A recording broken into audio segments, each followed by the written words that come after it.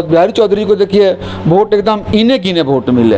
राजद का वोट भी वहाँ पर जो एकदम कहा जाता है वो नहीं मिल पाया। हमको लगता है जहाँ तक कि बूथ वाइज यदि एनालिसिस करेंगे ना तो इसमें साफ जाहिर आता है कि हमको लगता है कुछ मुस्लिम वोट भी लालटेन की तरफ चले गए हैं। अच्छा, राजद की बात कर रहे हैं आप, तीसरे नंबर पे यहाँ पे राजद के प्रत्याशी जो है अवध बिहारी चौधरी हैं और राजद में हमेशा बात करें एमवाई समीकरण, तो क्या सीवान में एमवाई समीकरण काम किया है? एमवाई समीकरण काम नहीं किया है। इक्का दुक्का वोट चला गया अवध बिहारी चौधरी जी के साथ, नहीं तो यादवों का वोट 100% उनके पास रहा है।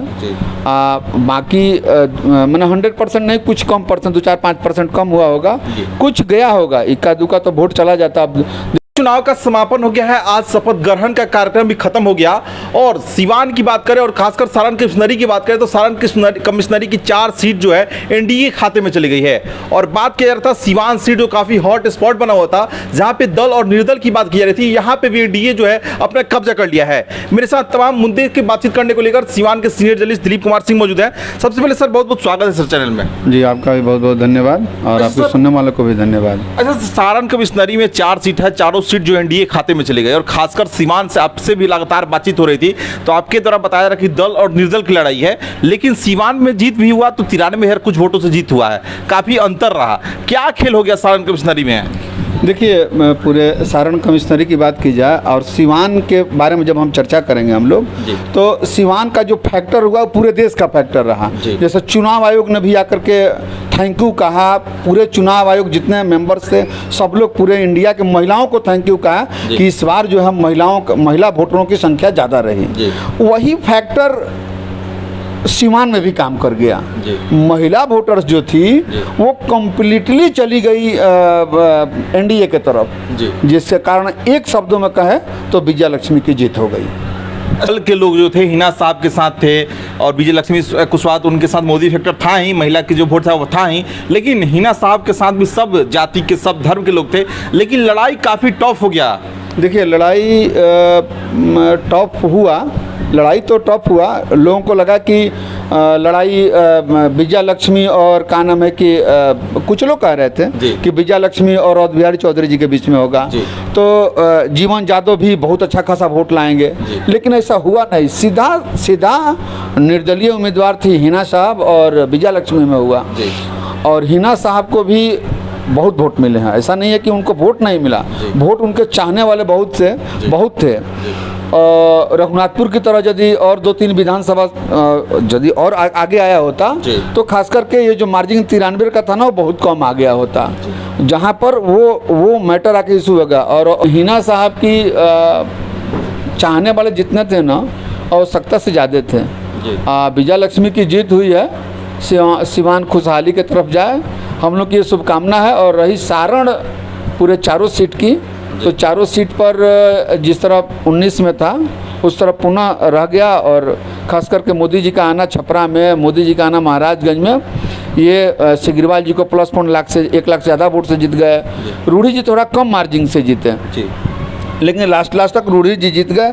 अभी मंत्री पद के भी शपथ लेने जा रहे हैं रूढ़ी जी। हो सकता है कि सिग्रीवाल जी को भी कहीं राज्य स्तर का कोई मंत्री बनाया जाए, लेकिन अब बस चंद मिनट में उसका भी फैसला हो ही जाएगा कि किनको क्या मिलता, लेकिन रूढ़ी जी कैबिनेट में आएंगे।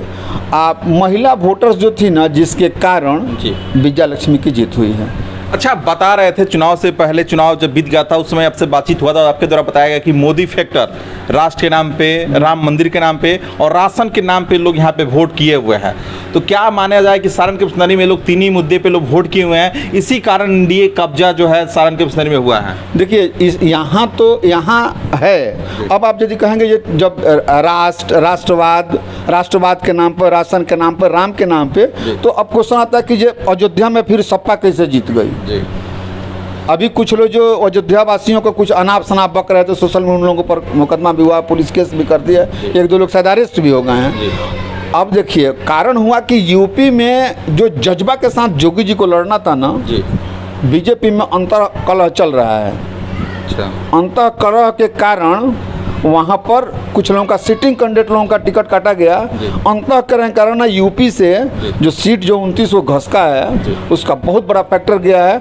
और गनीमत कहिए कि उड़ीसा साथ दे दिया है कि मोदी जी आज एक लेवल पे हैं, नहीं तो और ये फिगर जो 240 का था ना और नीचे आता।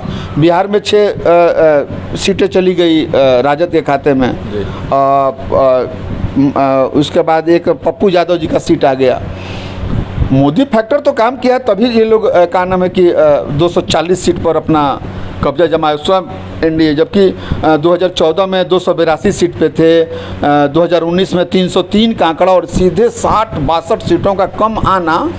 यूपी, बिहार और बंगाल में मोदी फैक्टर हद तक काम किया है लेकिन 100% काम नहीं किया है। मतलब ये माना जाए जो भी सांसद बने हुए हैं मोदी के नाम पे बने हुए हैं। ये तो सच्चाई है। यूपी में भी टिकट काटने का कारण लोगों से पूछा गया तो लोग कहना कि सांसद लोग क्षेत्र में नहीं भ्रमण नहीं किए हैं, स्मृति ईरानी नहीं गई है जिस कारण हार गई। ये लोग गए हैं मोदी के नाम पर, ये लोग अपना चौपाड़ा मैंने सिद्ध कर अपना हर काम बना लेते हैं मोदी जी के नाम पे, लेकिन लोग निगलेक्ट कर गया है। अच्छा, सीवान की लास्ट सवाल करेंगे। सीवान में लोग बात कर रहे थे स्वर्ण समाज को लेकर, कई लोग बात कर रहे थे हिना साहब के साथ, सभी स्वर्ण समाज के लोग, मतलब लगभग 80% स्वर्ण समाज के लोग जो हैं हिना साहब के साथ है। लेकिन कहाँ चूक हो गया कि हिना साहब को 93,000 से हार का सामना करना पड़ा? देखिए, यदि हम बता रहे हैं ना 2 नंबर पे शायद हिना साहब का था, ईवीएम में शायद 2 नंबर पे थी, 13 नंबर पर थी। 21,000 या 22,000 वोट सीवान में नोटा पर गया है और नीचे भी नोटा था, तो कहीं हिना साहब के वोटर तो नहीं नीचे पर चले आए थे।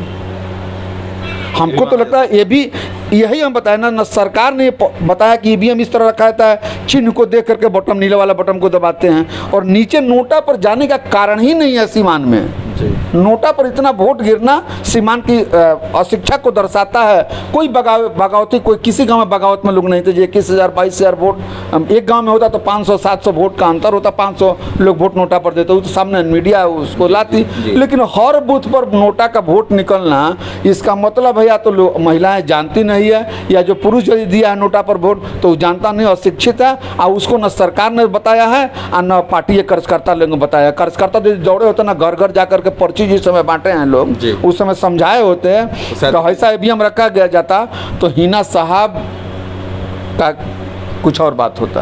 तो माना जाए क्या कि हिना साहब के साथ कुछ इधर उधर हुआ है, धोखा? कुछ मैंने कार्यकर्ताओं का नहीं जाना भी कहा जाए, लेकिन सवर्णों का वोट तो हिना साहब के साथ था, ये बात मानना पड़ेगा। नहीं तो 3 लाख के आसपास वोट का मिलना बहुत बड़ा मायने रखता है। मतलब माना जाए कुछ लोग उनके साथ इधर उधर किए हुए हैं, कुछ लोग, हाँ, इससे इनकार कैसे किया जाएगा? कुछ लोग किए होंगे तभी तो ये स्थिति आई है। अच्छा, क्या स्थिति लग रहा है कि सारण कृष्णनगरी में विकास होगा? अब देखिए, अब लोग समझ गया है कि नहीं जाएंगे क्षेत्र में, लोगों का काम नहीं होगा तो अब लोग नहीं देगा।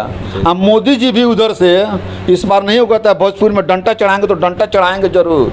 100 दिन का आ गया है, 100 दिन में का अपना दिखाएंगे विकास लोग। तो उस बार मोदी जी अपने सांसदों पर शिकंजा तो जरूर कसेंगे, तो अभी जाकर के ये लोग फिर ग्रोथ 29 में करेंगे, नहीं तो असंभव हो जाएगा। मोदी फैक्टर काम नहीं करेगा। Thank you. इस बार मोदी जी एक्टिव रहेंगे, अपने सांसदों को आप लोग क्षेत्र में एक्टिव रहिए, आप विकास के मुद्दे को देखिए। Thank you. देखिए, मेरे साथ बातचीत करने को लेकर दिलीप कुमार सिंह मौजूद थे, इनके द्वारा